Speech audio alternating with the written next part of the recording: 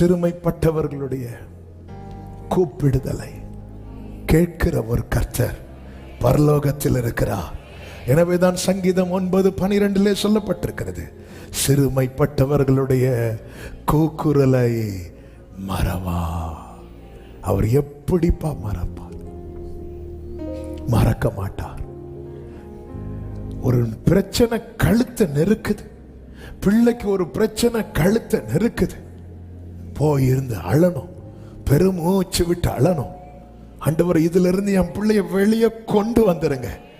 அதாவது நம்பிக்கை இழந்து அழுத ஆகாரின் பெருமூச்சின் சத்தத்துக்கு பிள்ளைக்கு ஒரு வாழ்க்கை கிடைக்குமானால், நம்பிக்கையோடு தேவ சமூகத்தில் வந்து அழுகிற அன்பு தாயே, அன்பு தகப்பனே, உன் சத்தத்துக்கு உன் பிள்ளை வாழ்க்கையில ஒரு வழி பிறக்காமல் போகுமோ?